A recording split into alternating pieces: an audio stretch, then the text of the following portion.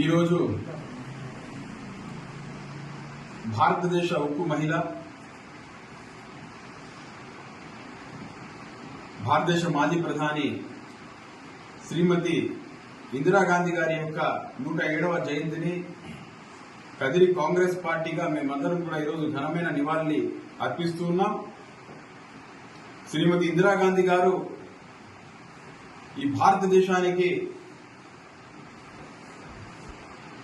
అనేక సేవలను అందించి భారతదేశంలో గరీబీ హటావో అనేటువంటి నినాదంతో భారతదేశంలో పేద ప్రజల పక్షాన నిలబడి పేద ప్రజలకు అండదండలు అందించడమే కాకుండా వారి యొక్క పేదరిక నిర్మూలన కోసం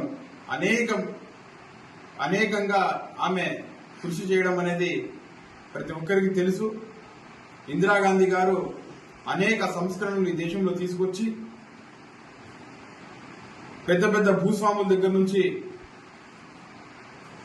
కబ్జాలో ఉన్నటువంటి భూములన్నింటినీ కూడా తీసుకొని ఈ దేశంలో ఉండేటువంటి ఎస్సీలకు, ఎస్టీలకు, బీసీలకు, మైనార్టీలకు అందరికీ కూడా భూమి లేని వాళ్లకు భూమిని పంచిపెట్టి వాళ్ళందరికీ కూడా వ్యవసాయం చేసి తద్వారా వచ్చేటువంటి ఆర్థిక వనరులతో తమ జీవనాన్ని గడుపుకునేటువంటి అవకాశాన్ని కల్పించినటువంటి వీర వనిత మహానాయకురాలు శ్రీమతి ఇందిరాగాంధీ గారు అని చెప్పి ఈరోజు దేశమంతా కూడా అనుకుంటుంది.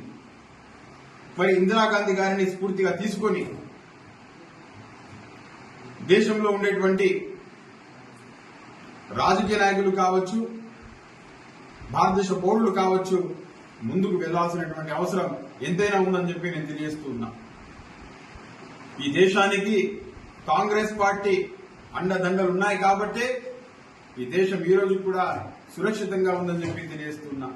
భారతీయ జనతా పార్టీ లాంటి యొక్క మహమ్మారి లాంటి పార్టీలను ఈ దేశం నుంచి వెళ్లగొట్టే సత్తా, ఈ యొక్క పార్టీని ఎదుర్కొనే సత్తా కేవలం ఇందిరాగాంధీ వారసుడైనటువంటి శ్రీ రాహుల్ గాంధీ గారికి, ప్రియాంక గాంధీ గారికి మాత్రమే ఉందని చెప్పి తెలియజేస్తున్నా.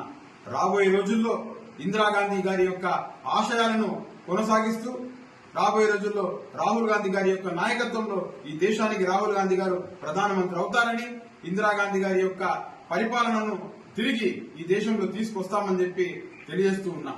నమస్తే.